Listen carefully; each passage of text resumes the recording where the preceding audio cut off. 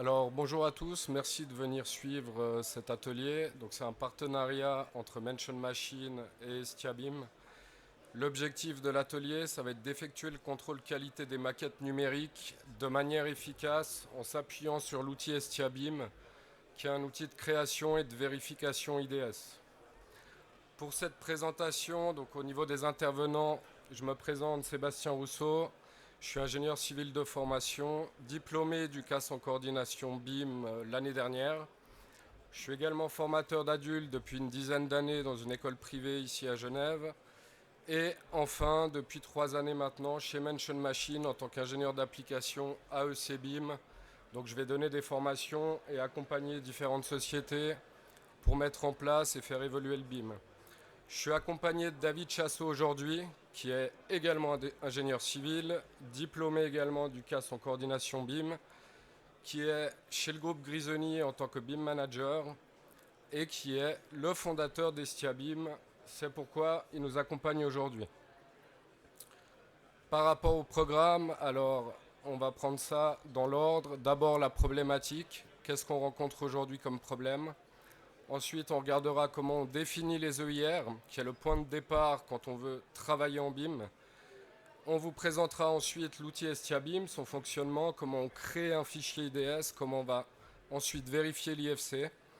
On regardera aussi les problèmes que ça amène au niveau de la modélisation dans Revit, parce qu'aujourd'hui, on ne peut pas directement l'intégrer, le format IDS dans le logiciel. Et on terminera par une conclusion, puis une séance de questions-réponses entre nous.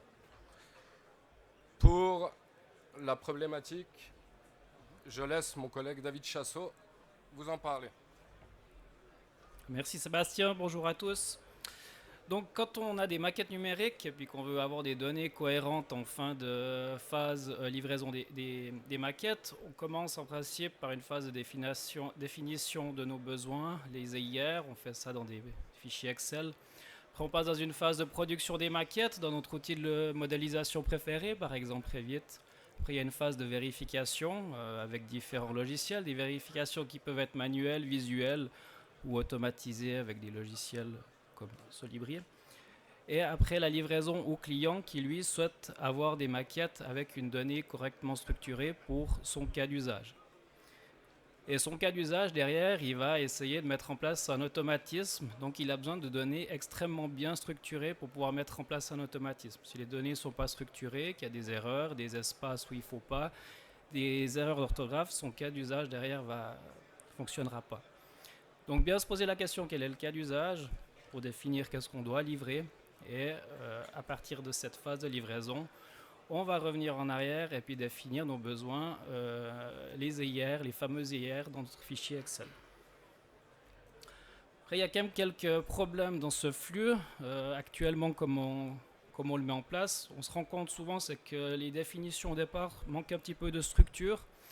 Elles sont souvent difficiles à comprendre. Chacun a son fichier Excel, sa manière de présenter les choses. Nous, quand on reçoit les dossiers, on doit se remettre dedans, comprendre ce que la personne a voulu dire. Ça prend beaucoup de temps, ça complexifie les choses. Ces EIR arrivent aussi beaucoup trop tard, en principe. La phase de production a souvent déjà commencé. Et puis, ils vont changer par manque de structure initiale. En phase de production, on se rend compte que c'est difficile de contrôler les modèles au fur et à mesure que le modèle avance. Souvent, on attend de finir la phase de production pour passer aux vérifications, et puis il y a beaucoup d'erreurs. Corriger ces erreurs prend beaucoup de temps. Si le modeleur aurait pu identifier ces problèmes plus vite, il aurait gagné un temps précieux. Après la vérification, souvent on la délègue à un BIM coordinateur ou une entité externe. Ça veut dire qu'on rajoute une surcouche. Et cette surcouche, elle va faire des allers-retours avec la production pour arriver à une qualité satisfaisante. Et souvent, là, ces échanges, ils prennent beaucoup de temps. Et c'est du temps perdu dans les délais du projet et des ressources importantes mises en place sur les projets. On se rend compte aussi que certains, ils n'ont pas réussi à automatiser ces contrôles, donc ils font des vérifications manuelles. Et puis, finalement, avec un contrôle manuel, on oublie beaucoup de choses. Après la livraison, le client, vu qu'il avait des besoins, il est censé contrôler ce qu'on va lui livrer. Souvent, il s'appuie sur la vérification initiale, mais lui aussi doit faire son contrôle. Donc souvent, il ne le fait pas. Il ne sait pas bien comment structurer ses besoins dès le départ, comment les communiquer à ses équipes mandataires. Et puis ces besoins ne sont pas forcément toujours bien structurés avec l'IFC. Et puis après, le cas d'usage final, problème de data. Finalement, la promesse du BIM, comme quoi on va pouvoir automatiser nos workflows après, elle n'est pas tenue et tout le monde est déçu et l'intérêt du BIM est réduit. Donc voilà, avec StiaBIM, on va plutôt gérer cette partie bleue et puis laisser les cas d'usage dans la partie droite aux clients. On vient d'identifier la problématique. Maintenant, l'idée, c'est de venir moderniser cette méthode. Vous avez sans doute entendu parler du nouveau standard Building Smart qui est l'IDS. Et celui-là, en fait, on va s'en servir comme unique référence fiable à chaque étape. On retrouve le même processus qu'on a vu avant. Et là, on va pouvoir identifier dans chaque étape qu'on va s'appuyer sur ce standard. Le premier bénéfice que ça va engendrer, c'est une transmission simplifiée et une interprétation commune des EIR en s'appuyant sur ce format pour tous les acteurs et à chaque étape. C'est vraiment important. Le deuxième point, c'est qu'on va aussi s'appuyer sur ce standard pour simplifier notre modélisation, essayer de l'intégrer au plus proche de notre logiciel de modélisation. Aujourd'hui, on le sait, on ne peut pas l'intégrer en tant que tel dans nos outils de modélisation. On va voir qu'on y arrive plus ou moins avec d'autres manières. On trouve des alternatives. D'un autre côté, en phase de vérification, l'objectif, ça va être vraiment de pouvoir contrôler automatiquement nos modèles IFC et surtout la donnée qui est dans le modèle IFC en s'appuyant sur ce fichier standard une dernière fois, parce que celui-ci est aussi interprétable par la machine. En faisant simple, on va confronter notre modèle IFC, notre IDS, et là on va avoir un rapport avec différents problèmes et les différents éléments qui ne seraient pas nommés correctement ou paramétrés de la bonne manière. StiaBIM, alors pas tout de suite. L'objectif final de ce travail, ça va être de garantir la conformité de nos maquettes, parce que dès le départ, on va définir correctement nos EIR, l'intégrer dans un IDS et on va s'appuyer là-dessus pour venir faire la vérification. StiaBIM, il rentre vraiment dans ce flux de travail à toutes les étapes et s'intègre à cette modernisation du processus. Avant de pouvoir travailler sur un IDS, il y a une première étape qui est importante, on l'a déjà mentionné, ça va être vraiment d'identifier et de poser clairement vos besoins. Et c'est ce qu'on appelle finalement vos EIR au niveau d'un projet. Comment on va définir les EIR? Alors il y a quelques questions à se poser. Une des premières questions, c'est pour quel usage, dans quel but je veux faire du BIM. Et une fois qu'on met ça en place, on va pouvoir définir quel élément est pertinent dans notre modèle et sur lequel on va vouloir en fait effectuer ces contrôles. Ici, on a l'exemple pour un poteau, c'est mon élément pertinent. L'autre question que je vais devoir me poser, c'est quelle information maintenant j'ai besoin sur cet élément. Résistance au feu, la charge, est-ce qu'il est à l'extérieur ou non. Ça, c'est le premier travail. Ensuite, est-ce que cette information, elle existe déjà dans l'IFC ou pas? Si elle y est, ok, mais c'est dans quel P7? Sous quelle forme? Donc, c'est ce que vous avez ici à l'écran dans le carré bleu. Et finalement, la dernière phase, ça va être, est-ce que j'ai besoin d'une valeur sur cette information? Si oui, elle est sous quelle forme? Est-ce que c'est une valeur booléenne? Est-ce que c'est du texte? Un nombre? Et c'est vraiment l'exemple que vous avez là. Et finalement, vous aurez un tableau de l'ensemble de vos éléments qu'il va falloir mettre en place et puis mettre en place tout simplement en fait. Il y a trois points clés par rapport à ça. C'est une étape qui est vraiment essentielle, je l'ai déjà dit, c'est déterminant pour la réussite de votre projet. Il va falloir définir correctement et précisément vos informations. Pour ça, il faut maîtriser aussi le format IFC et amener vraiment une réflexion au niveau de vos EIR. Et finalement, tout ça, c'est un travail fondamental qui va vous permettre ensuite de garantir la qualité de votre modèle en passant maintenant à la création de l'IDS. On va vous présenter maintenant l'outil Estiabim. Voilà, donc déjà, première question, pourquoi on a redéveloppé un outil. On a rencontré certains problèmes avec les produits marchés.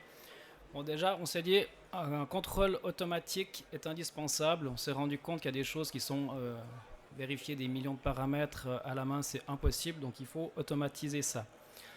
On s'est aussi rendu compte qu'avec des processus précédemment mis en place, que plus c'est compliqué, moins les personnes adhèrent. Donc il faut un système pour l'utilisateur final qui vérifie ces modèles, qui soit simple, rapide, et puis les personnes vont adhérer à ces processus.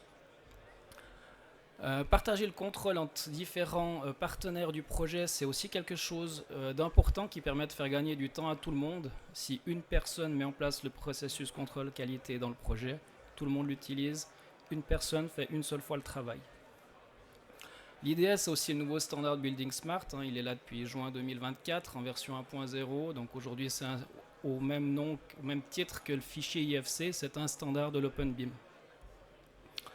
Par contre, l'IDS, il a un problème, c'est que c'est un fichier XML, donc c'est un fichier destiné à des machines. Et puis, il n'est pas forcément compréhensible par des personnes comme nous. Et puis, le maintien des exigences dans le temps est aussi quelque chose d'important qu'on voulait intégrer dans nos outils. Au niveau des fonctionnalités, donc on va pouvoir gérer nos exigences BIM dans un tableur Excel. Ça permet de travailler de manière beaucoup plus rapide, performante. Copier les tableurs Excel d'un projet à l'autre, changer les valeurs qui changent. Donc finalement, on monte une structure une fois, et puis après, on fait les changements en adéquation avec le projet. La plateforme va permettre de convertir ce fichier Excel en IDS pour les machines. La plateforme va aussi créer un fichier PDF avec finalement tout le contenu de l'IDS, mais pour des personnes comme nous. Donc c'est un bon moyen déjà de contrôler l'IDS qui a été exporté. Et puis quand on transmet ça au modeleur, il peut facilement comprendre, finalement c'était ça nos besoins, et puis paramétrer son logiciel pour y arriver. On va pouvoir gérer les IDS sur la plateforme par projet et par discipline. On va pouvoir valider les livrables, donc valider les IFC pour savoir s'ils sont conformes aux IDS, donc aux exigences de départ. On va pouvoir aussi analyser les résultats, savoir pourquoi mon fichier n'a pas passé, quel élément est non conforme et pourquoi. Et on va aussi pouvoir importer, compléter et modifier des IDS existants. Et finalement, on couvre ici toute la boucle donc, de création de la spécification, on la comprend, on peut valider, on peut analyser les résultats, on peut adapter, réimporter des IDS existants et reprendre la même boucle. Et puis comme j'ai dit, on va pouvoir générer aussi le fameux PDF avec le contenu des EIR dans un PDF. Et ça aussi pour des IDS existants. Donc ça peut être très utile pour comprendre, vous recevez un IDS, vous ne savez pas ce qu'il y a dedans, c'est un fichier XML, vous l'importez dans la plateforme, vous avez tout de suite le PDF, vous savez quoi, comment, puis c'est un moyen de lire cette information que vous connaissez. Vous connaissez la structure, vous allez très vite comprendre qu'est-ce qu'il y a dans ce fichier.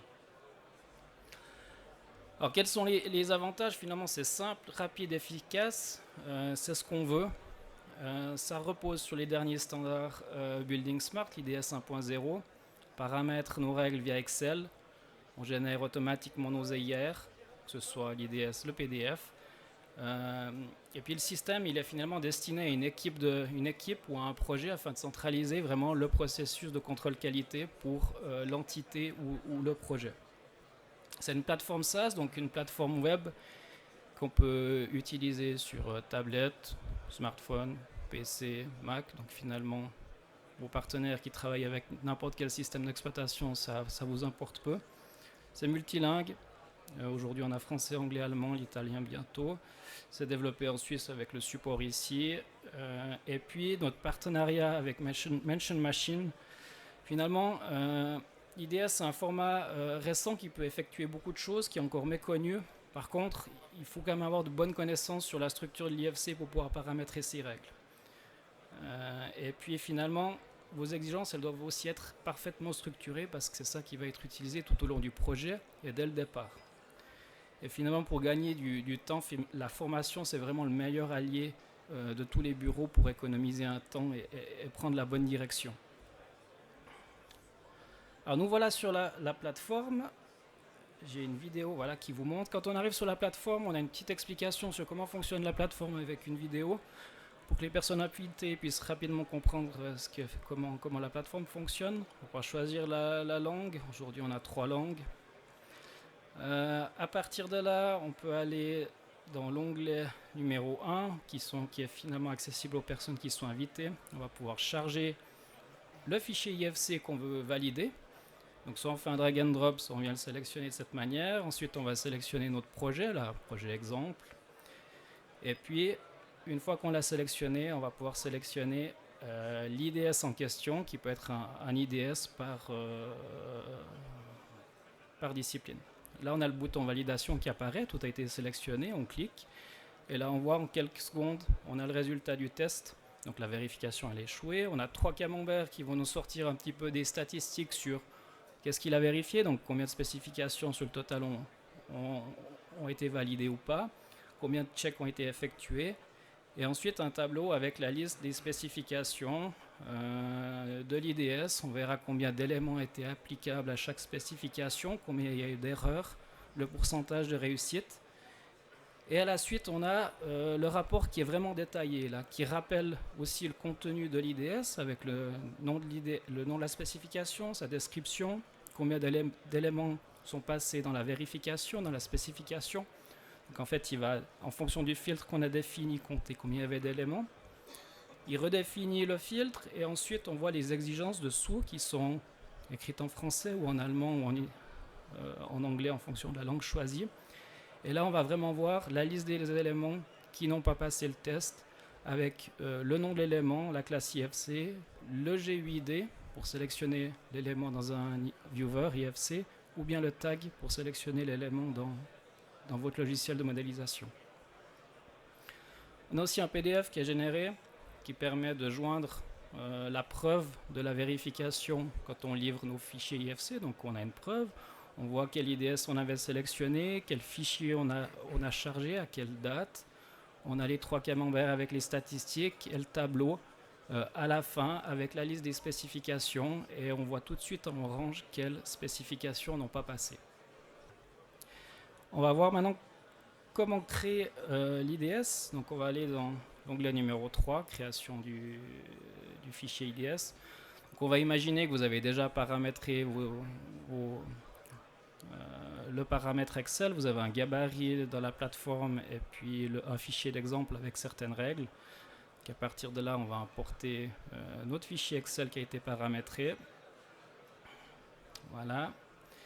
À partir de là, il va recharger les informations de base sur l'IDS qu'on va pouvoir modifier. Il va redéfinir une liste de toutes les spécifications et tout en bas, on aura le bouton convertir. Et on va voir ce qu'il nous donne. Voilà, donc là on va convertir en IDS et on va pouvoir télécharger le fichier IDS et le fichier PDF. Donc on va d'abord ouvrir le fichier IDS. Donc là on va voir à quoi il correspond. Donc si quelqu'un arrive à comprendre, moi personnellement je ne comprends pas. Donc ça c'est destiné à des machines, c'est le fichier IDS format XML. Et on va aller voir après le rapport du contenu de l'IDS qui est cette fois destiné à des personnes et qui est 100%, enfin toutes les données qui sont dans le fichier XML sont mises en forme graphique ici. Donc tout le contenu de l'IDS est là, consultable d'une manière structurée. La même chose pour chaque projet. Vos collaborateurs vont très vite comprendre qu'est-ce qui est présent dans ces IDS. Donc on a premièrement la liste des spécifications. Donc là, c'est des éléments qu'on veut vérifier. Avec une numérotation de 1 à X. Là, on va aller voir par exemple la spécification numéro 7. Donc on descend, les spécifications sont numérotées, on va à la 7. Voilà. Et puis là, on voit la description, l'optionnalité, pour quelle version d'IFC, comment les éléments vont être filtrés pour rentrer dans cette règle, et ensuite, qu'est-ce qui est effectivement vérifié. Voilà. Là, on a vu la création d'un IDS, la vérification de celui-ci, mais il nous reste une grosse phase aussi à aborder. C'est le moment où on va venir modéliser et inscrire toute cette information dans nos modèles. Je vous l'ai déjà dit, aujourd'hui l'IDS, on ne va pas pouvoir l'intégrer directement dans Revit. Ça va causer plusieurs problèmes, il va y avoir des limites à ça. Donc en termes de défis, j'en ai relevé 3. Le premier, ça va être déjà d'essayer de traduire ce fameux rapport EIR en paramètres dans Revit. Et là, pour les utilisateurs de Revit, vous allez devoir vous poser les questions suivantes. Est-ce que c'est du natif? Le paramètre, il existe? Est-ce que c'est quelque chose qui est un paramètre partagé, un paramètre de projet? D'autres questions aussi, est-ce que c'est un paramètre de type, d'occurrence, pour quelle catégorie? Quelle est la valeur attendue? Et finalement, comment vous allez le retrouver aussi dans l'IFC? Ça amène quelques risques. Quand on travaille de cette manière-là, c'est des risques, c'est des limites.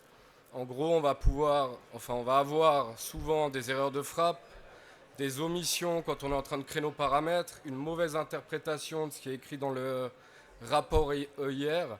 Et ça, vous le connaissez, on va devoir en faire, le refaire jusqu'à ce que notre fichier de paramètres soit correct. Ça amène à une perte de temps. Le deuxième défi qu'on va avoir, c'est de valoriser correctement et totalement ces informations. C'est-à-dire qu'une fois qu'on a créé les paramètres, il va falloir venir inscrire la valeur et la bonne valeur au bon endroit. Là, l'ayant testé, puis on le voit à beaucoup d'endroits, il va y avoir des erreurs de syntaxe, on va oublier certains éléments, on ne va pas s'auto-contrôler forcément, et c'est aussi une question de quantité de saisie. Si j'ai 5000 paramètres à renseigner, je vais devoir les faire manuellement. Ici, on va perdre aussi du temps en qualité. Le dernier défi qu'on va trouver, c'est ensuite d'exporter correctement toute cette information. Donc là, on rentre dans la structure de la donnée et de la configuration finalement de notre export. Par exemple, quel fichier texte de ma page configurer? Est-ce que j'ai les compétences pour le faire? Les P7, c'est la même chose. Et ensuite, la configuration dans Revit, quelle version, quel format d'IFC, le géoréférencement et toutes ces questions-là. Ça nous amène aussi à un mauvais paramétrage, méconnaissance de la structure IFC, ça veut dire qu'à un moment, il faut se former aussi là-dessus pour comprendre ce qu'on est en train de faire, jusqu'où on veut aller. Et donc, on va avoir une perte d'information aussi à niveau de l'export si c'est mal réalisé. Les limites, c'est les suivantes. Problèmes et limites, c'est qu'on va faire beaucoup de tâches répétitives, pas forcément maîtrisées si on n'est pas bien formé ou compétent, par exemple sur la structure de l'IFC. On va avoir des risques d'erreur, d'omission, je l'ai déjà dit. Il va y avoir beaucoup d'échanges aussi entre la cellule de pilotage, donc coordination, et les différents modeleurs, parce que les valeurs ne sont pas correctement renseignées. Et tout ça, ça va engendrer de la perte de temps et du coup de la perte d'argent au niveau de votre structure. La solution, elle est très simple.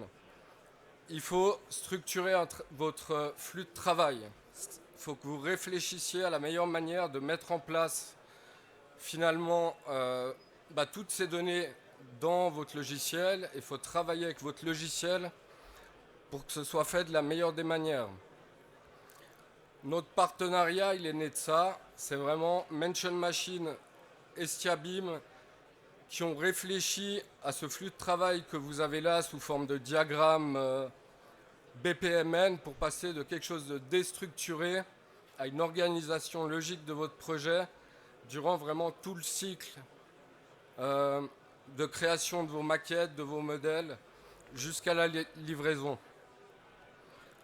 L'objectif ici, c'est qu'on va pouvoir, en tant que Mention Machine, aussi vous former, vous accompagner sur ces différents outils, sur ces différents flux de travail, par la mise en place de ce flux au sein de vos sociétés, en vous accompagnant par exemple dans la création et la définition de vos EIR, en apportant aussi des formations sur le schéma IFC en tant que tel, en vous accompagnant pour déployer vraiment l'outil dans vos structures, comment il fonctionne, quelle est la marche à suivre, comment on le crée dans Excel. Et enfin, on va aussi pouvoir vous former, comme on le voit là sur la maquette à droite, sur les meilleures manières, les bonnes pratiques à mettre en place pour modéliser dans Revit. Pour terminer, je dirais qu'Estiabim va vraiment apporter une couche logicielle, la solution IDS. On l'a choisi parce qu'on va pouvoir créer l'IDS directement sur Excel. on va pouvoir mettre en place un autocontrôle pour tous les intervenants sur le projet, tous les modeleurs de chaque équipe, générer des rapports EIR assez simplement, des rapports de conformité aussi, et finalement c'est une plateforme qui est accessible en ligne et qui est développée en Suisse. C'est quelque chose de très important pour nous. De l'autre côté, Mention Machine va amener la formation sur ce flux de travail IDS et le déploiement, comme je viens de le dire tout à l'heure.